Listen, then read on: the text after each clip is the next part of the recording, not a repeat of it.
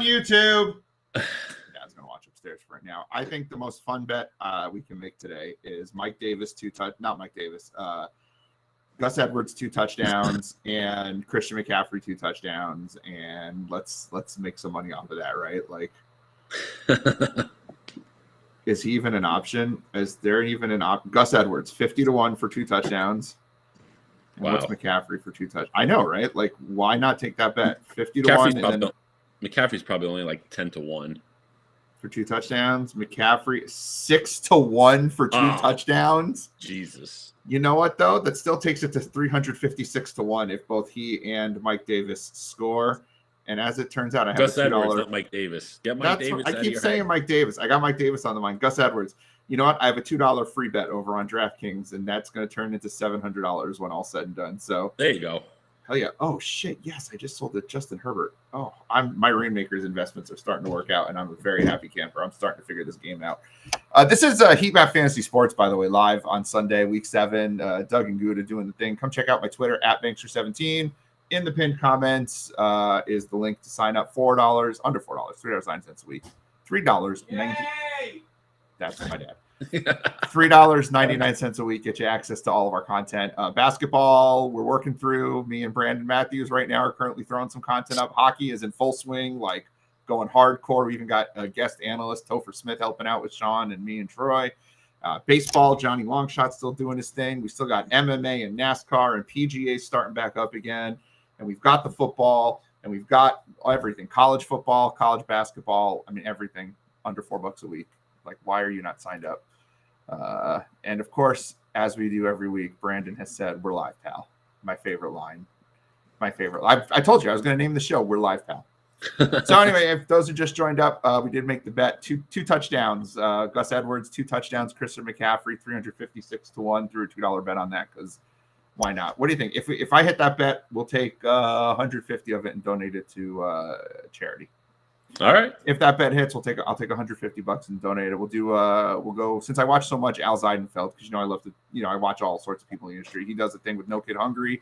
We'll donate to that because he'll match 10,000 for every 10,000 that gets donated. So what is it? $2 to win what? 2 to win 716, 712. All right. So we'll do that, and then we'll do a $40 or $50 single entry next week, and we'll build the lineup on air. Yeah, we'll do that. We'll do like a $50 entry. We'll do $150 charity, and then I'll pocket the rest. Yeah, there you go. Something. It's a good trade-off. NBA is on fire right now, Brandon. It is. NBA. I did real well in Showdown last night on NBA.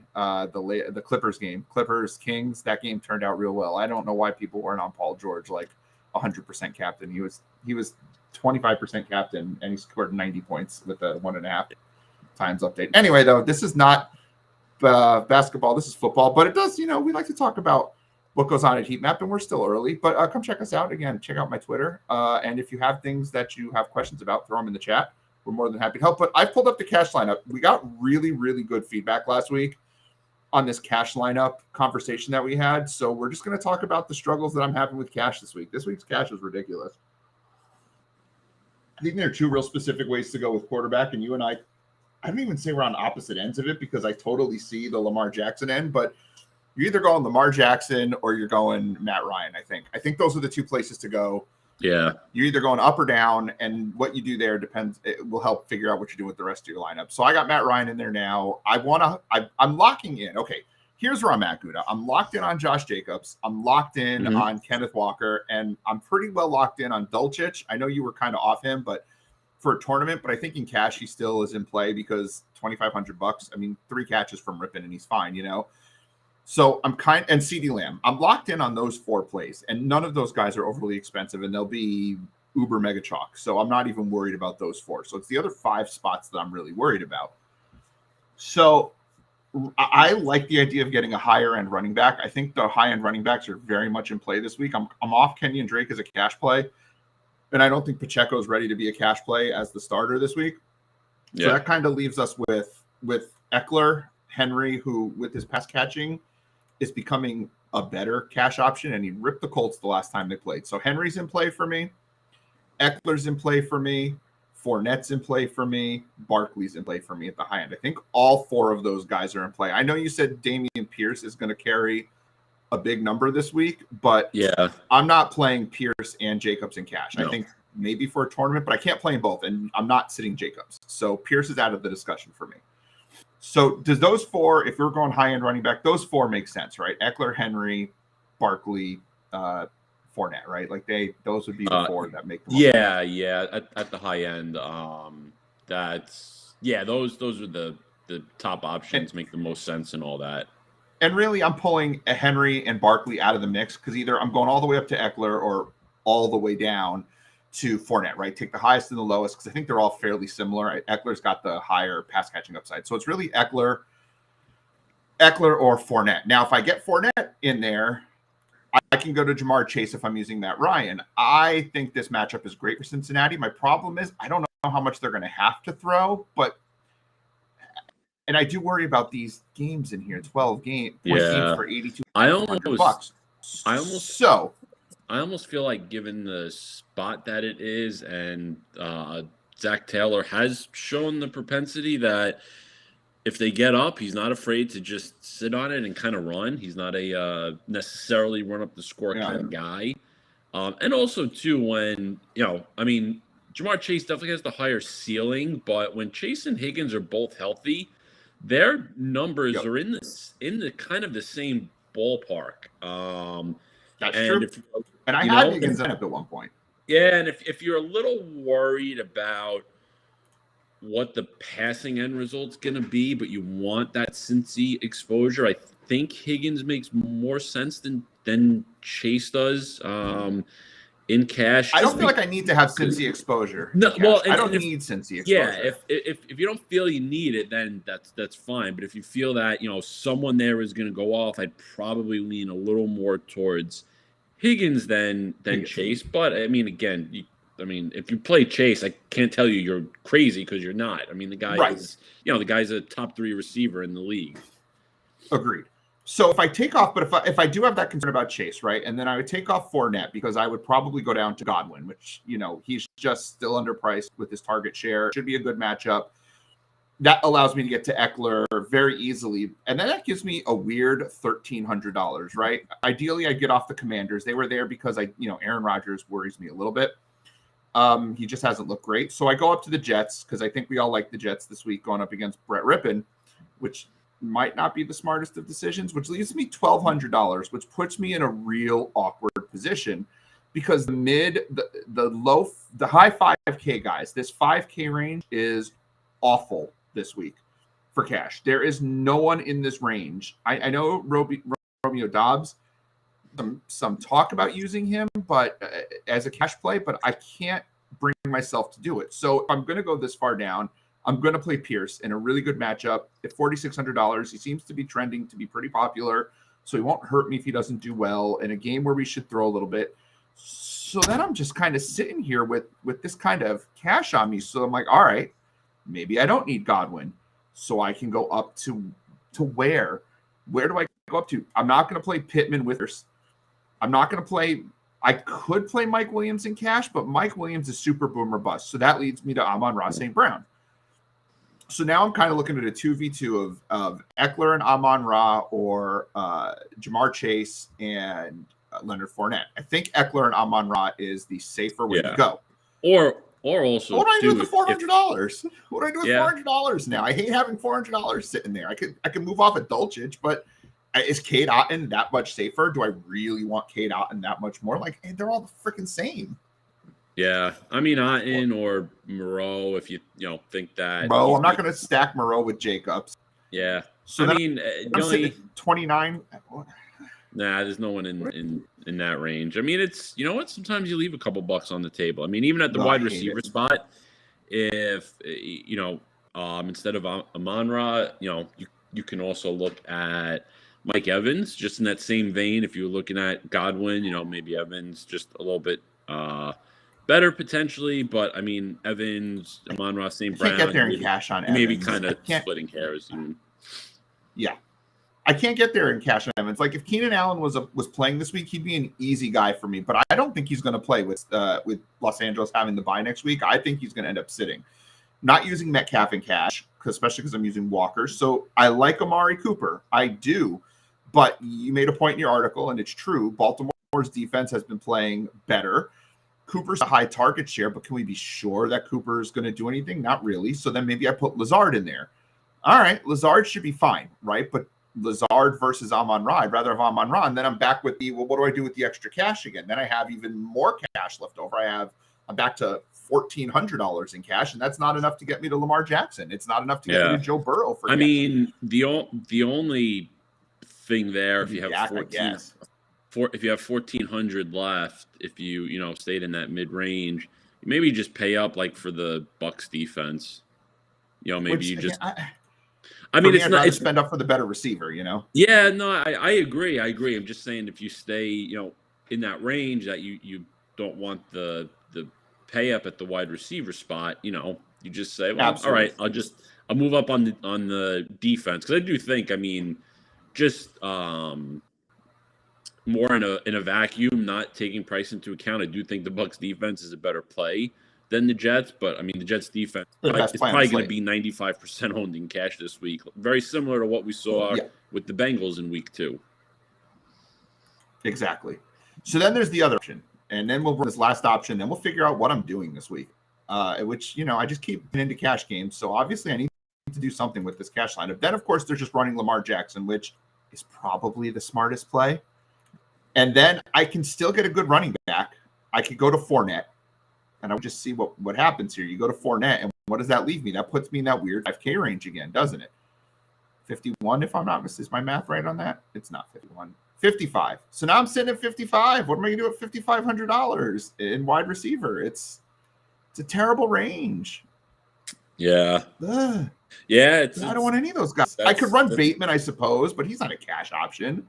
No, he's too. He's got got some upside there, but it's too risky for cash because it's very likely, he can see, he probably doesn't see more than 5 or 6 targets, but he can give you 100 yards or he can give you 20, I know what we can do here.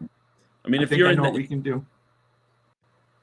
I think I got it. I think you make your point, but then I think I got it. You tell me what you're I'm on a little delay. If you're in that 5,500 range, you're just probably going to go to Romeo Doubs, realistically.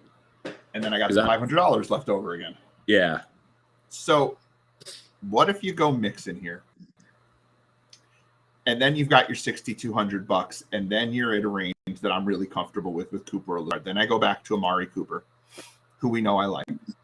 Mm-hmm. So then I sit there, and now I'm in a lineup that I don't hate.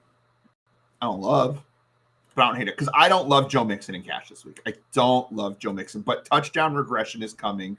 He's had so much volume except for last week, and that volume from last week, his price is down from where it started this year. Mm-hmm. He was over in the mid-7. He's getting 12 to 20 carries. He's getting 3, 4, 5 targets a week.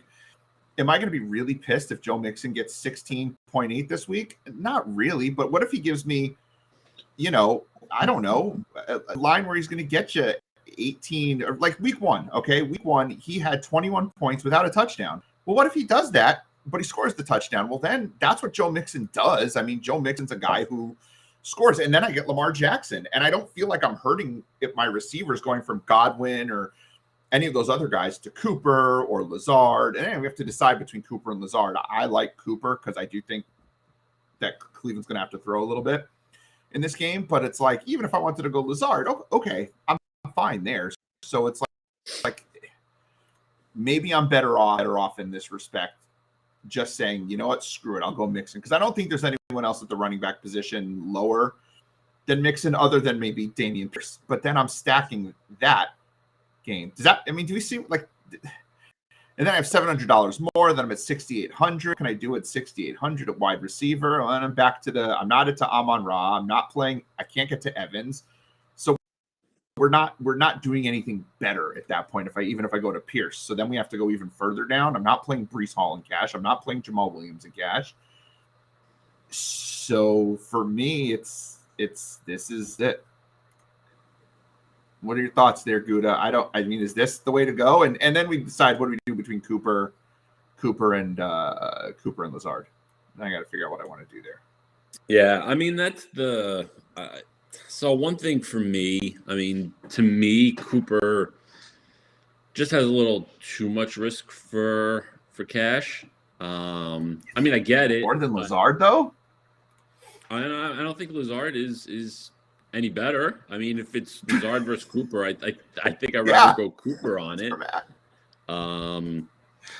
I can't go anywhere else. I don't have the money to go up to Godwin. I can't afford Godwin. I'm $100 short. I mean, I could. I can get off the Jets, right? Here's where we can play around. So that's get off the Jets. So go to the Panthers, and then you're fine. Yeah, and that's kind of what, with the way, like, kind of how we've going through this build and everything, I've sort of resulted to the fact that defenses are defenses. So just get the players, and whatever defense works, you get in there. So, I mean, I'm using the Seahawks over the Panthers, but kind of same difference, similar spots, whatever. But yeah, I'm saving the 400 off of the Jets defense to build towards really what I want. Wait, do I have enough for the Commanders here? Because then I could. Oh no, the Commanders were. Yeah, the Commanders are 25. 25. That's where I'm going. Commanders, just trust on Rodgers playing like crap. There's my cash lineup.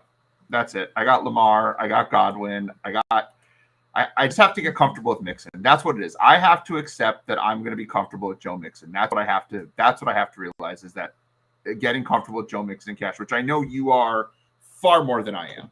Yeah. I mean, I'm not using him. I'm actually, the way that I ended Where are you at for cash? So the way they ended up building, so let's see. So I've got the same quarterback, 2 running backs, and 3 receivers. So it's the tight end, flex, and D where I'm a little different. So I'm going. Okay. I'm going with Otten. Which I'll pull up in a second, but if I don't remember to put make my lineup change in my phone here for every lineup, I'm not going to do it, and I'm going to be really mad at myself. So I do have Otten in at tight end, and okay. Yeah, and I'm using Amon-Ra in my flex. I decided that the 4 wide receiver is probably a little bit better than having the third running back. And then just using the Seahawks defense in there. The Seahawks defense has been surprisingly okay, even though they've given up, a lot of points. They still make plays. They're getting, they're forcing some turnovers. They're getting some sacks. I know turnovers can be a little fluid, but the Chargers O-line is not it's not the best right now. They're a little banged up. Where are they? Yeah, they're like middle of the pack, lower half of the middle of the pack range as far as like Pro Football Focus grades go.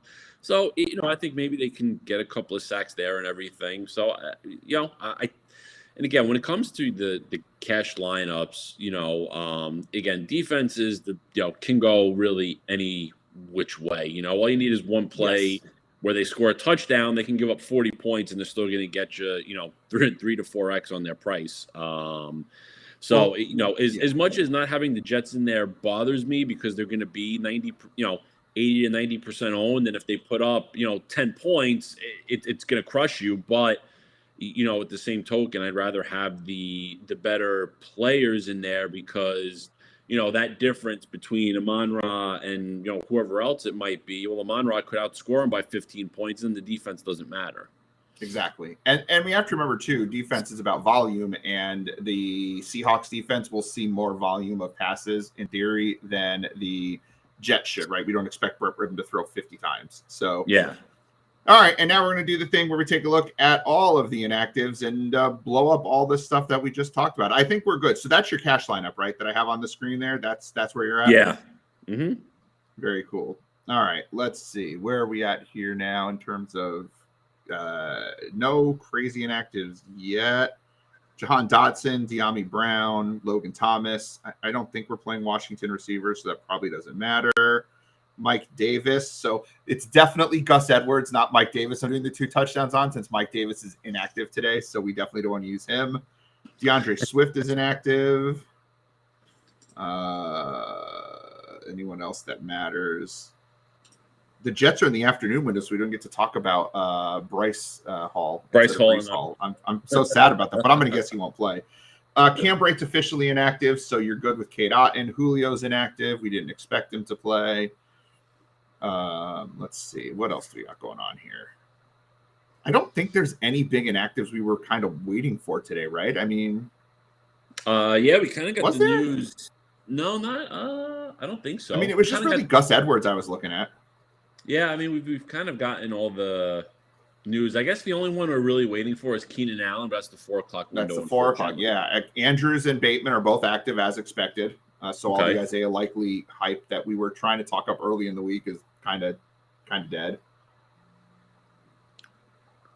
Yeah, and I guess in the other really not injury news, but like the surprising news is the Isaiah Pacheco thing, which was, which I woke up to that, which was which was a little surprising to see. But and that that was okay because it gave us a cheap running back if you needed to, and a run back on a if you're using like Ayuk and you didn't want to go receiver wise for Kansas City, it was a nice cheap way to get some exposure there without going too crazy. But yeah, it's not. I don't think we're using a lot of Pacheco this week, but we'll when we get to that game. Let's see. I'm just doing one quick last look, and we might actually get to go to Sammy Watkins is active. That's borderline interesting, I would think. It probably doesn't help Dobbs. It takes him out of cash consideration for me. Yeah, honestly. I mean, I don't think Watkins is probably going to play a lot. I would imagine he's a little limited, and just muddies the waters. But yeah.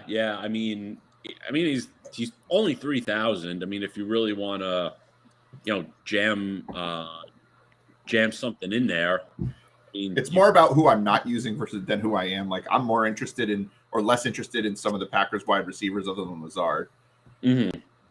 All right, so Brandon thinks the Lions are going to go beat Dallas. That would be something. I don't know if I agree. Let's see, but why do you think that, Brandon? Throw that in the chat. Let us know that. Yeah, nothing. No inactives to really worry about. All right, I guess maybe we'll get out of here on time today, Gutta. That would be. Maybe we'll get out early today. That would be a change. Oh, it wasn't. That wasn't Brandon who said it. It was Derpy Gaming. I don't know who Derpy Gaming is, but welcome to the show, Derpy Gaming. If you want to explain that, that'd be cool too. I would love to hear why you think Dallas is losing. I mean, it's possible. I'm just curious what the thought process is there. Not sure on Dak Prescott. Okay, that's fair. I get that. If he's rusty, I know we brought that up earlier today that he might be a little bit rusty. So I like that. That's good. That's good. That is good. That's a good way to look at that. I hope he's doing okay. I would like to see him do well for GPP purposes. You want to talk some individual games there, Gutta? We'll break things down and see if we can get a lineup built at the end of the show because we always like to do that. All right, Cleveland, Baltimore. We already talked about this for cash options. Cash, definitely Lamar Jackson is one of your top 2 cash options at quarterback. Probably not using Andrews because no one's really spending up at tight end. And I think Amari Cooper is cash worthy as a receiver, given the fact that he's been over 10 targets in all but like one game this year. But he has been better at home. And if you can get up to Chris Godwin, I'd probably rather have Chris Godwin. And it's actually 4 of 6, not every game, but 4 of 6. He's been over 10 targets. Tournament. I have a feeling I know where you're going with this game for tournament exposure. Yeah, I mean, I love the Baltimore side. In a slate like this, sometimes it's just smarter to use the known commodities. I do think Rashad Bateman, he may not have a big game, but I think he opens the offense for Baltimore. The last 2 weeks without him, you kind of saw, the offense struggle a bit. I think. Did they play the Giants last week, right? Yeah. Last week the tight ends combined for like nearly 60% of the targets. An offense like that, the tight ends are going to play a big role, but using the tight ends that much, your offense is not, you're going to be moving the ball relatively slowly down the field. So I think Bateman, opens things up a little bit for them. And, it's going to make the defense a little more honest, sit back a little bit. And I just think that's very good for Lamar and his rushing as well. So if it's Lamar and Andrews. If you want to expand and add Bateman in there, we've seen that if the offense is rocking, the three of them can hit you the value. If you want to be a little bit different, you can do Lamar and Bateman as well, and say, well, maybe Andrews doesn't quite get there. And then also too, I think Kenyon Drake is in play. The value running back area, and just a way to differentiate it in the running back space, paying down a little bit. 'Cause I think he's going to see enough. I think he's going to see enough carries and everything that he can hit value. And I'm not really that worried about Gus Edwards this week. And then the Cleveland about side, the 2 touchdowns he's guaranteed to score this week. It's going to be Justice Hill now that I bet. I was going to say since you're betting it, I'm really not worried about Gus Edwards. That sounds about right. And then the Cleveland side, I mean, you can look, Cooper, I think Njoku, and probably Peoples-Jones. Some what about consideration. You into Chubb some at all? Consideration in there. Nah, I don't like Chubb this week. I really don't like that price, and just the way it sets up. Baltimore actually, they give up points to the running back, but they give up a ton of catches.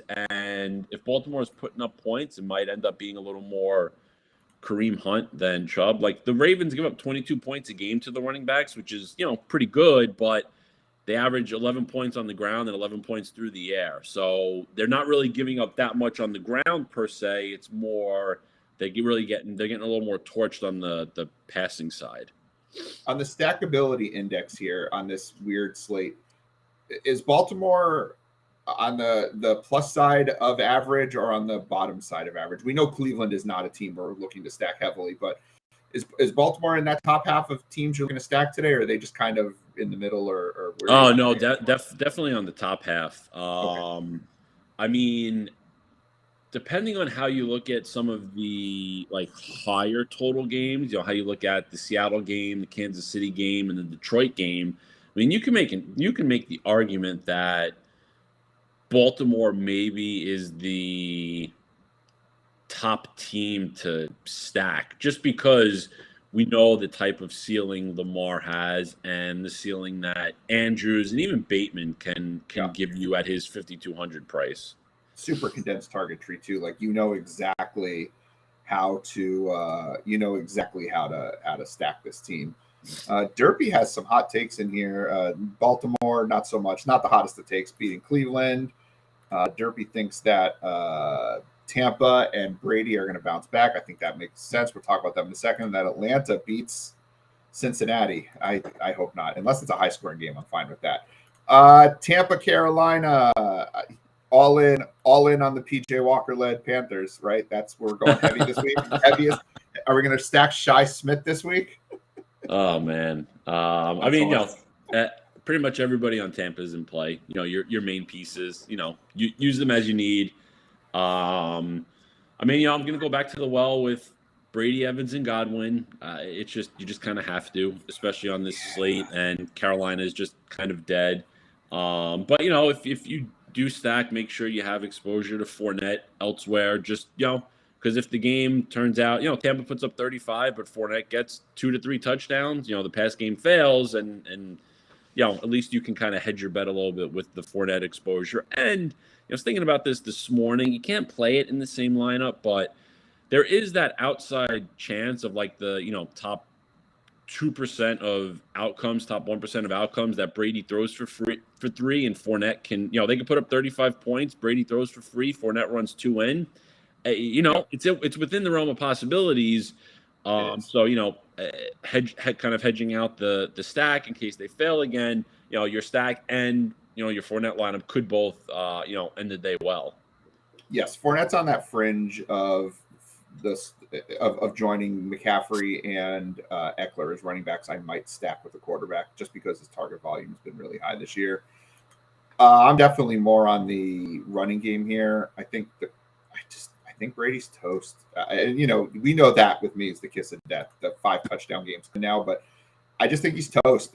He should be fine enough to get Godwin, 18 points, whatever, in cash. But I don't know if the upside's going to be there. And I don't know if they need it. They might just run it right down their throats and let Brady just kind of take a week to relax. I'm going to have less exposure to this game than I think the field, which especially the passing game. I'm not going to be underexposed to is the Cincinnati game. They're probably my personal favorite stack. They were the first stack I built this week. Let's put it that way. I rolled a Cincinnati stack. I think they're in that zone right now, and barring anything crazy, they should be able to throw on Atlanta. Do you have big thoughts on this game? I mean, not as high as I am. I could tell that. I could tell that from the deep breath. It's just one of those. It's one of those weeks that the passing offenses are in as good of a spot as like the running games are too. Yeah. Again, the Cincinnati side, I love Mixon and I love the receivers in Burrow. It's really, really a toss up. What's going to do better? So I'm kind of doing, similar like Tampa, doing a stack, but I do like actually mixing a little more than Fournette even. So I think it's all good here. Type of thing too. I mean, since he's going to draw some ownership and probably be a little more popular stack wise than Tampa Bay, but again, when you're paying $6,900 for the quarterback and you've got two receivers, priced one above 8,000 and one at 6,400, your lineup just off of that's going to end up being relatively unique because of where you're allocating your capital with it. Are you using anyone as a run back in this game on Atlanta side, or are you avoiding Atlanta completely today? No, I'm avoiding Atlanta as well. It's not the week that Pitts goes off. No one's going to be on him.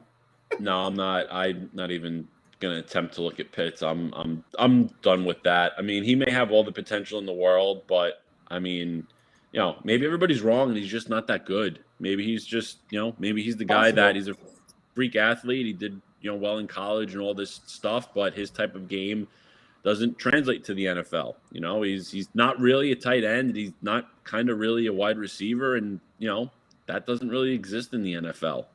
Any interest in a Hayden Hurst revenge game? I mean, it's a solid spot. Atlanta's really bad against the tight end. If you want to, I wouldn't use him in the stacking scenario, but if you want to differentiate your tight end spot, like on other lineups, it's not a bad area, because you're not going to be paying up for the Kelsey or Andrews, and you're not going to, pay down with one of the three punt options, and that middle range where, Hurst and Njoku, Everett, like that area, they're going to probably all be under 5%. So it's a good differentiator. I like Hurst a lot in Showdown. I think he's a guy that you have to get in there for Showdown. He'll be nice and cheap in that game. Detroit, Dallas, CeeDee Lamb's your cash option. Amon-Ra is definitely in there for cash, especially with the other receivers banged up. They're playing, but they're banged up a little bit. He should see just a ton of targets. I think we're going to go back to those 12 target type games. I think stacking this game is going to be very popular. What are your thoughts on this for a tournament perspective? Zeke is my favorite leverage play this week. And I've got some Zeke with the Dallas defense this week, believe it or not. Really, really like him here. I mean, Dallas is still feeding him. They're still giving him the ball. I think Dak is making all the throws he needs to, all the, nonsense that you're going to hear with the guy coming back. That's why he's coming back, because he's good to go and all that. But the rest is going to be there. And let's kind of also remember, too, I think a lot of this Dallas offense, people are still looking back to how he started 2020 before the gruesome leg injury. But that was a very different circumstance because the Cowboys defense was literally the worst in the NFL. They had to pass and put up numbers like that. They don't have to do that anymore. They have a top 5 defense now. Yes, listen, Dak is a very good quarterback. He can come out there, and if Dak is on, yes, he can completely shred this Detroit defense. But again, to the same token, his targets are Gallup's coming off the injury, maybe still focus, getting up to speed a little bit. And really after Lamb, there's, Noah Brown's been all right. But I just think the running game is going to be much more of a focal point. And, just every week we've seen the Lions get shredded, and the Cowboys O-line has been okay. They have a big advantage against the, kind of weak front four, front seven in Detroit. I think it's a week really for the running game there. And I do worry about what the Detroit offense is going to be able to do outside of maybe Amon-Ra. It's the pressure is going to be there against Goff. Goff is going to have minimal time to throw, and Goff is one of those guys we've seen. If he has pressure, he's throwing 3 interceptions and barely cracking 200 yards. So it's going to be a really difficult spot for him as well. And if that type of game plays out, 2 weeks ago they got obliterated in New England, and they're kind of in a similar situation. Can I throw a not so fast, my friend, at you on this one?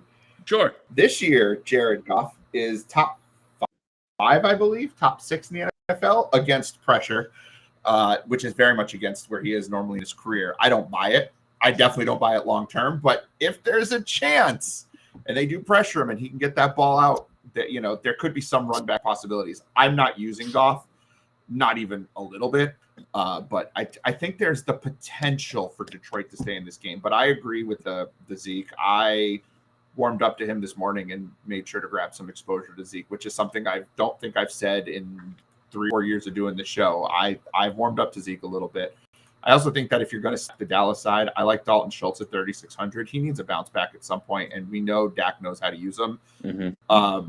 So I think Lamb and Schultz is a good way to get a little bit different without to the Gallup field. I mean, and also too, I mean, the way with the spread and the way the game should set up, I mean, it sets up for volume. If Zeke doesn't get the volume, he's not going to get there, but that means that the game went the opposite way. But if it goes kind of the way the spread is implying, 20 touches and 2 touchdowns is probably, is a good chance of where he can end up in the right game flow, and that's really what you're looking for. All I heard was, Doug, we need to make another 2-touchdown parlay, and Zeke needs to be a part of it. That's what I'm hearing. How about the Giants and the Jags? Saquon, definitely cash worthy if you wanted to go that route. I'm not, but I think he's pool worthy for sure. Any tournament love for this game at all, or is this one of our classic why bother games? A couple of the pieces. Really like Wan'Dale. No full game stacks though here, right? No. God, no.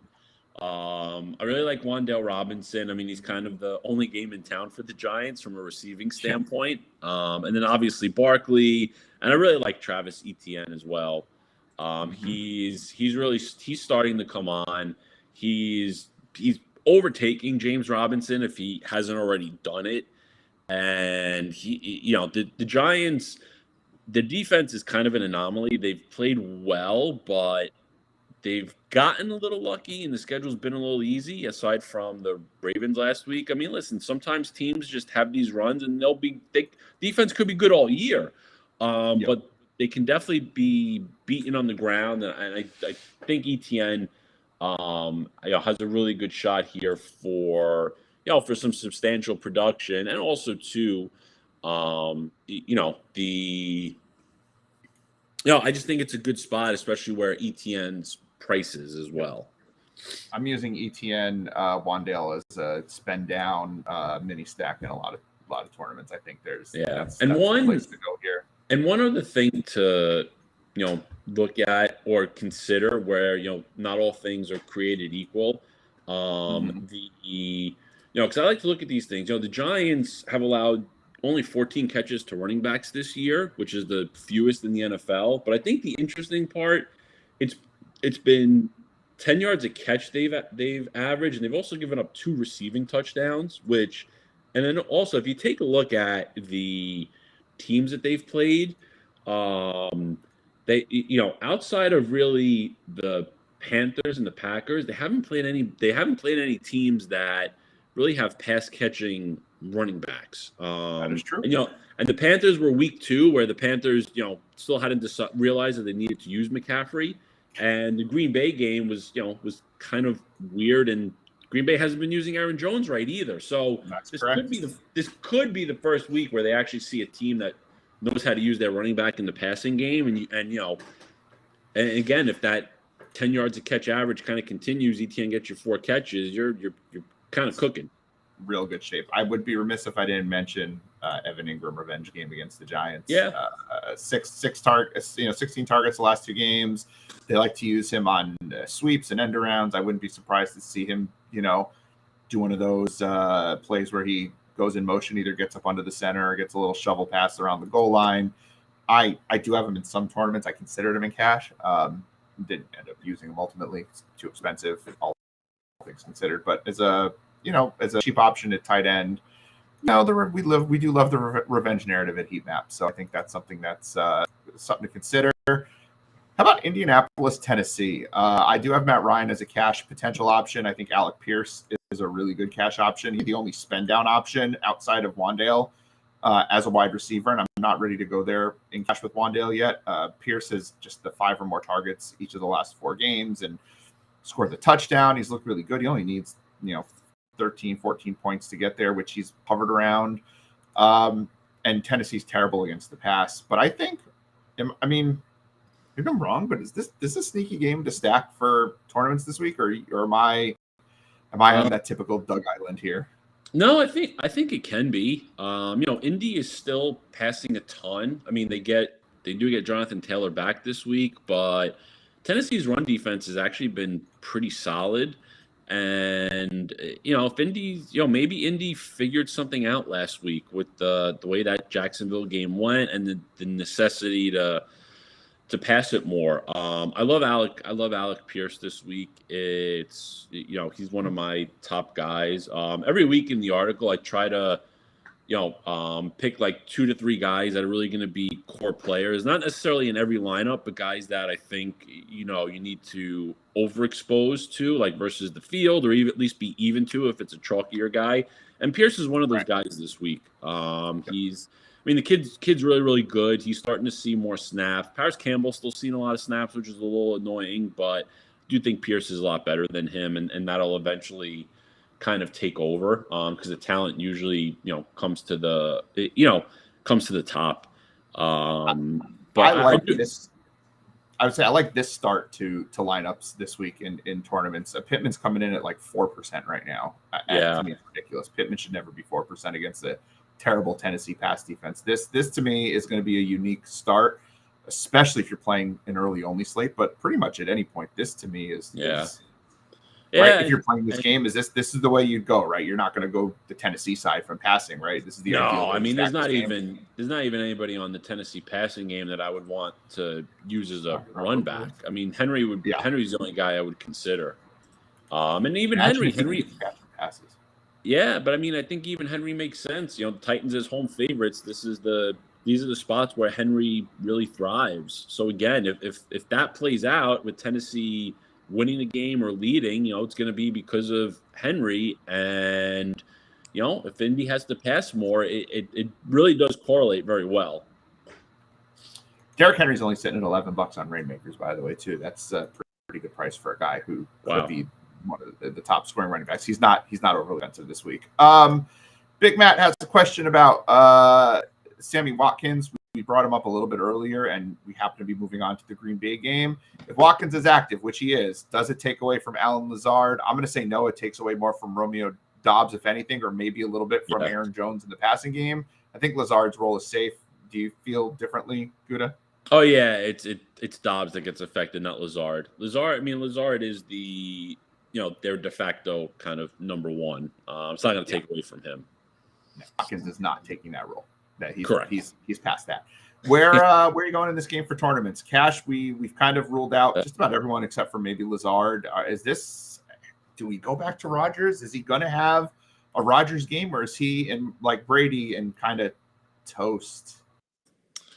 I earlier in the week I toyed with the idea of Rodgers. I just can't go there. He's still Aaron Rodgers, but there's a real difference that sometimes we have difficulty separating the real world versus what the fantasy output's going to be.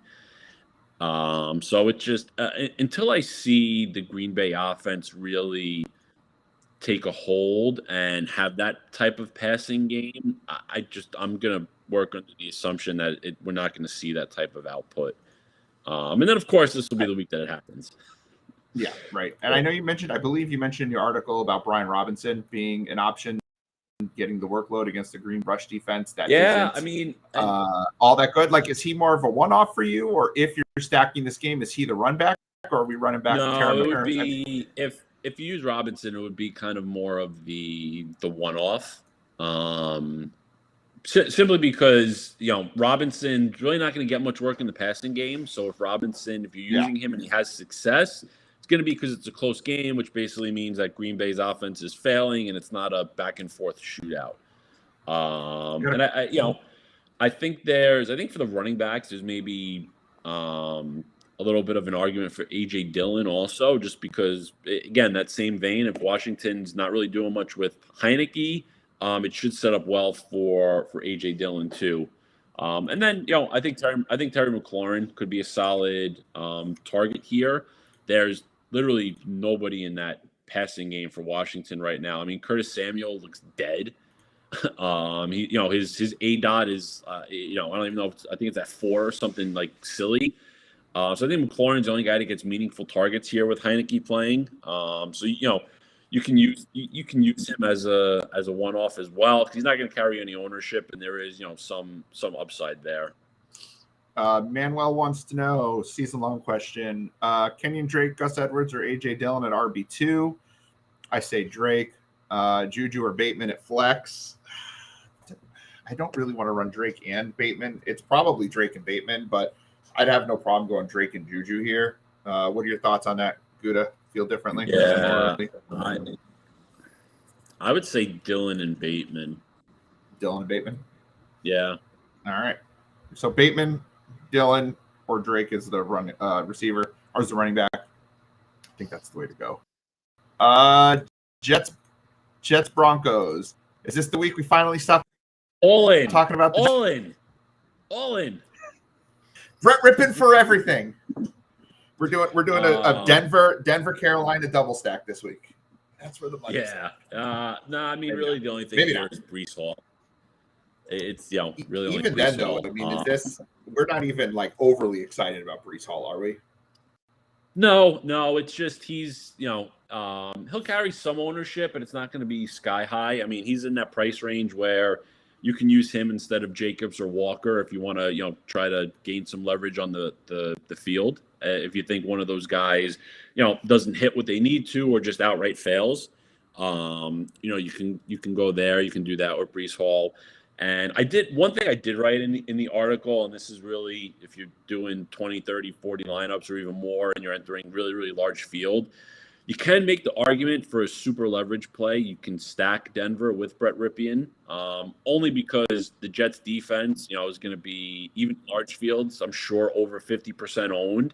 Yeah. And again, we saw it in week 2. Everybody and their mother was using the Bengals defense, and they failed. They didn't do much. Cooper Rush put up some points, and they got you like 2-3 points, wherever it was.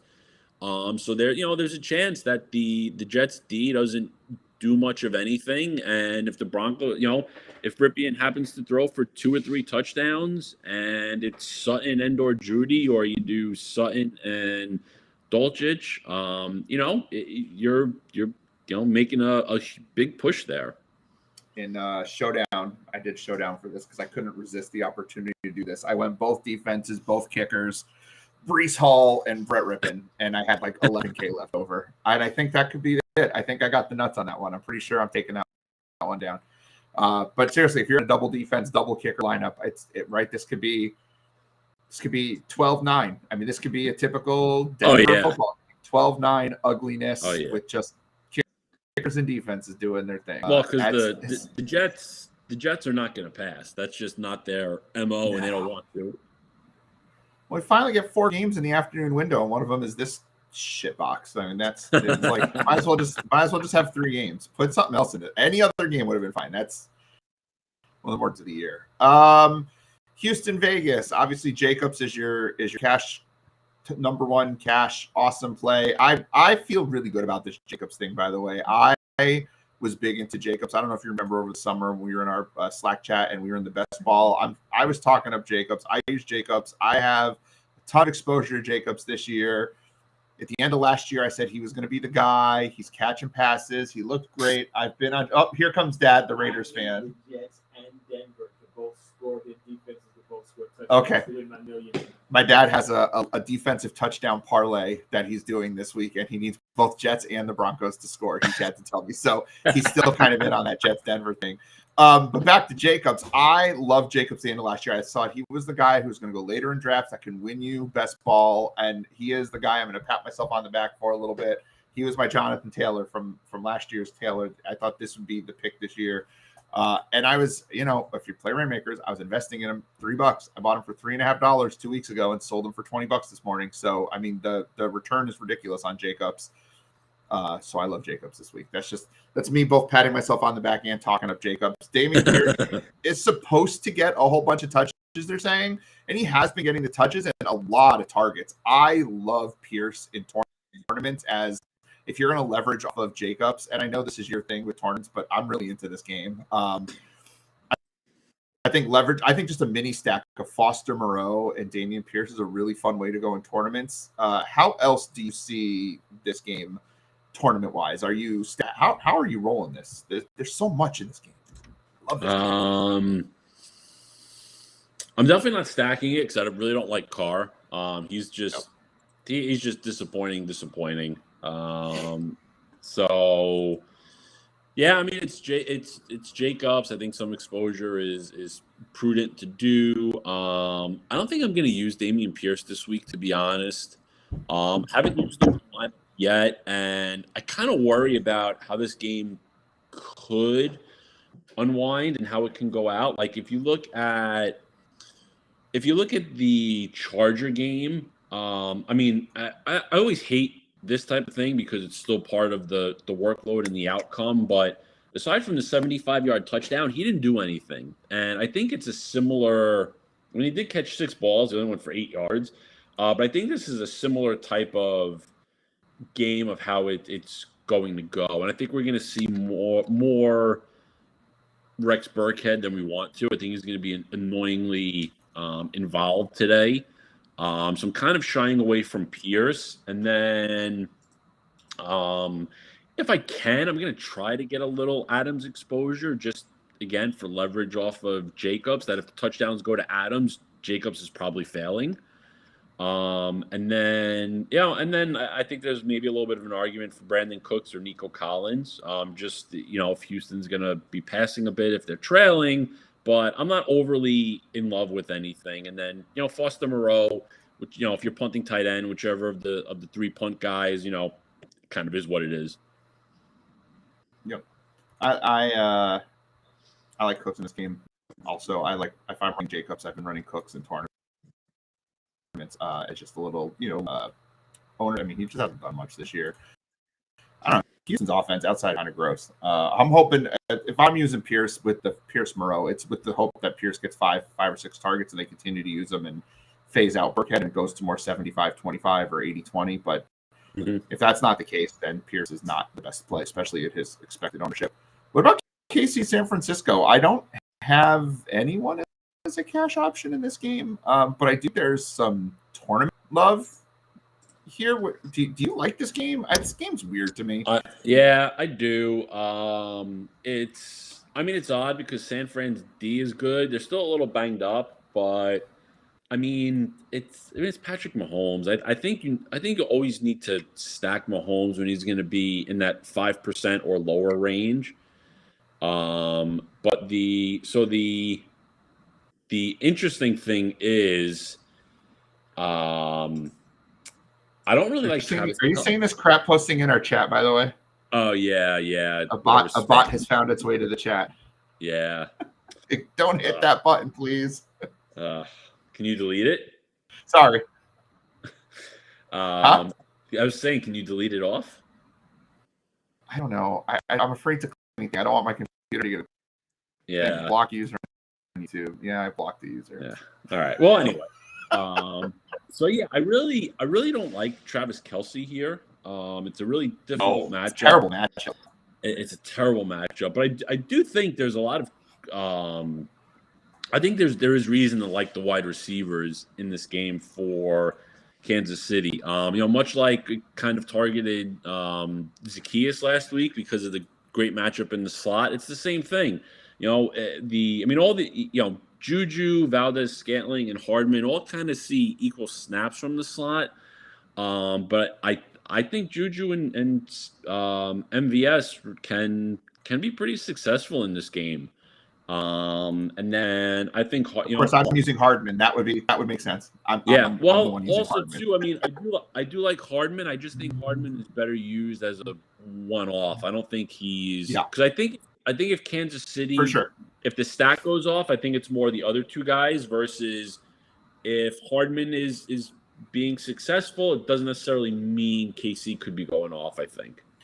I use Hardman as my run back on my McCaffrey mini stack because I do have one share of McCaffrey because you have to, right? Like, don't you have to at least, like, one's going to be on him. Don't you have to throw McCaffrey as just not if you're running 3 lineups, but if you're running 20, 25 lineups this week, don't you have to have some exposure to McCaffrey? I mean, I don't. If he's, I can't imagine he's gonna play more than 30% of the snaps. Even if he scores 2 touchdowns, he's got to get to 30 points to even, to really help you in a tournament. And that's the difficult part. All right, he scores 2 touchdowns. It's only 12 points. If maybe his packages are all going to be goal line packages or inside the 20. I mean, listen, if there's 5 catches, 50 yards, 2 touchdowns. I mean, that's 22 points. That's not doing much for you. You're right. Yeah, I mean, still using them. That's going to get one just in case they use them more than we think. I mean, that's the other part too. If everything out there is kind of wrong and McCaffrey's on there for 60% of the snaps, then if he's putting up his usual production, then you're in great shape. I don't think it's a worthwhile gamble. I kind of like Brandon Ayuk this week. He Garoppolo tends to use him. And Kansas City's terrible against the pass. And I've actually, I did a lineup where I drafted Ayuk and Jimmy G just to get a little different because you have to a little bit in the Battle Royale. But I think there's an avenue where Jimmy can put up 20, 25 points, especially if he's dumping off to McCaffrey and they just want to use the passing game a little bit more and they're going to have to keep up with Kansas City. I think there's an avenue where a San Francisco-based stack with Jimmy and, Ayuk and either Samuel or Kittle run back with one of the wide receivers from Kansas City. I think that's not completely out of the question in a tournament this week. Yeah. As I think San Francisco defense is within play in a tournament, because if they have a game where Mahomes just sucks, I mean, San Francisco's gone over 10 points in 3 of their games. They've gone over 8 points in another. They get a ton of sacks. They put pressure on the quarterback. And we've seen Mahomes, when he does get pressured, occasionally try to go full Brett Favre, not the football stuff with Brett Favre, and just chuck it into double, triple coverage, no look, behind the back, eyes closed, whatever it is. And he can get himself into trouble against a defense like San Francisco. I guess it depends upon Bosa's playing. Is he out this week, or is Bosa supposed to come back this week? No, that makes a huge difference. He's back. He's back.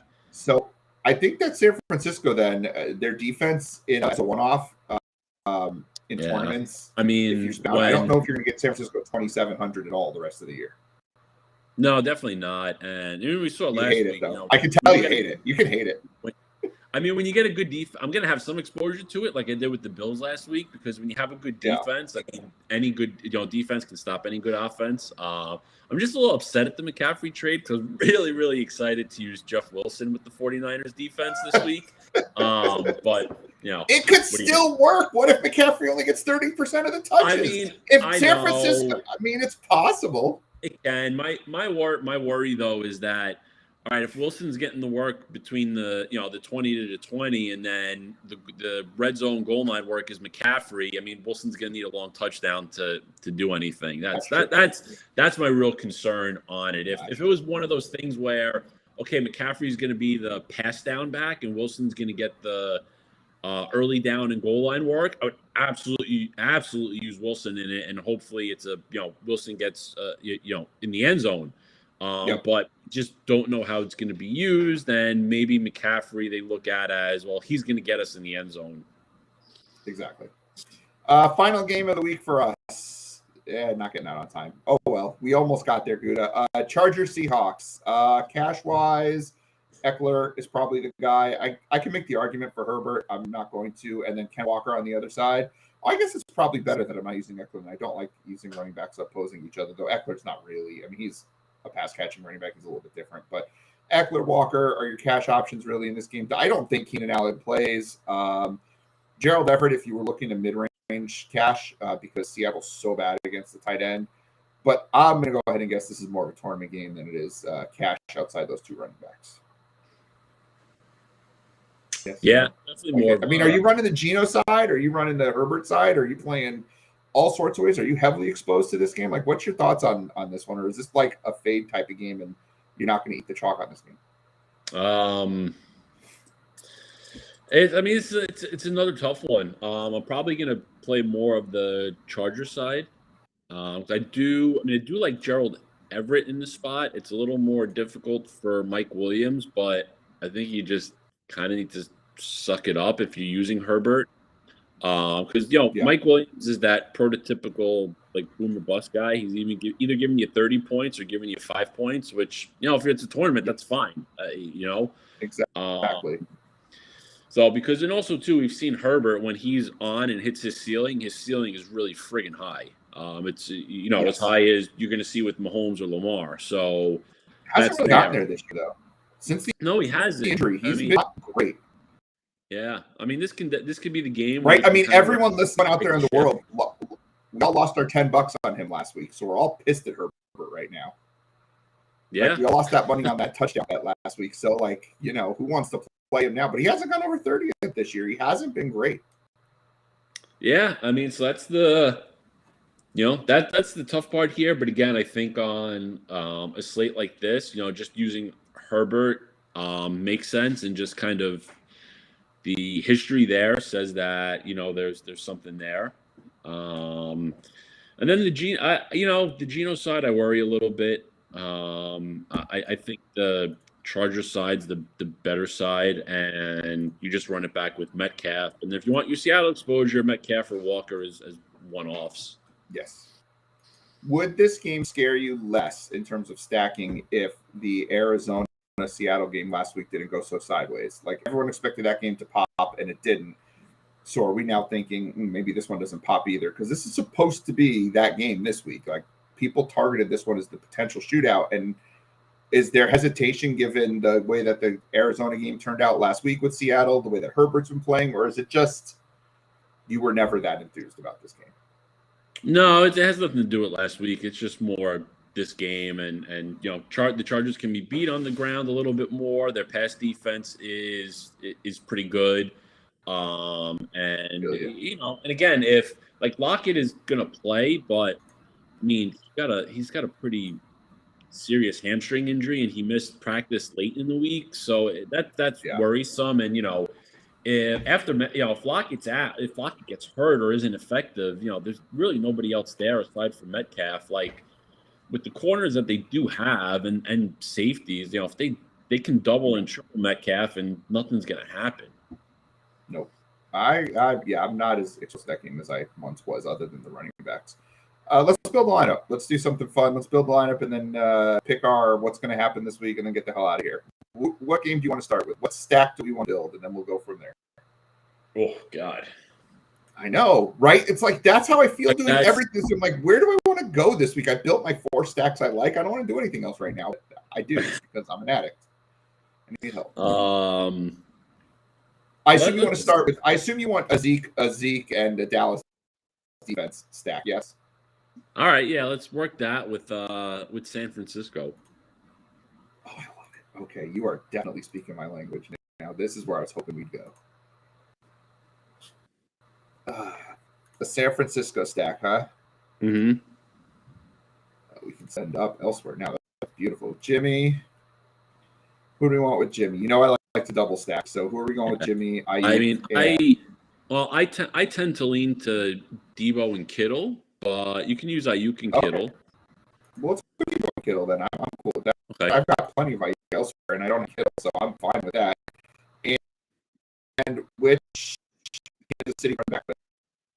So it's either Juju or MVS, but I do kind of view them a little bit interchangeable. So maybe let's leave that open and see how we build elsewhere and who maybe just fits better price wise.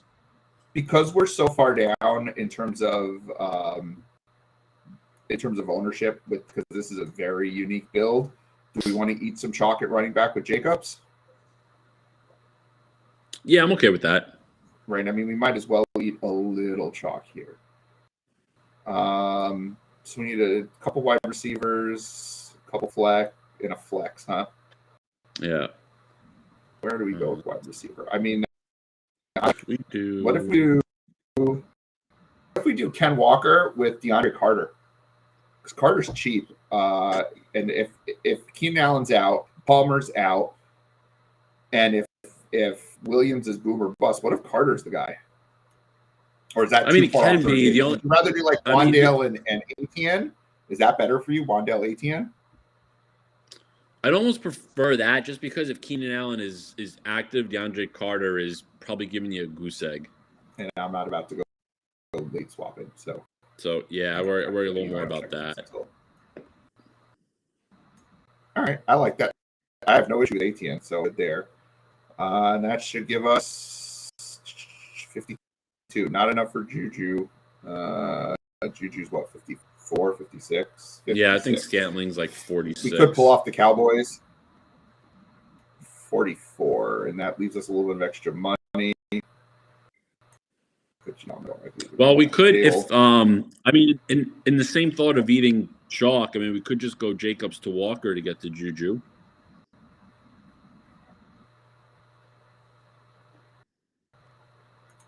Good. I'm good with that. Jacobs, Walker, 58.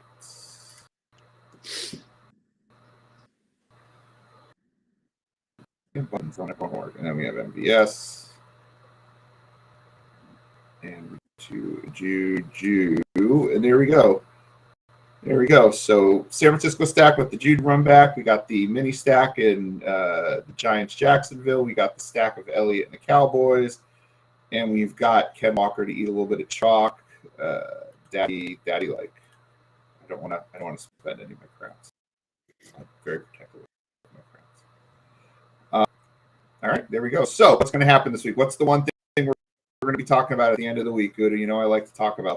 What's our talking point? We've done none of them so far. Our big hot take talking points.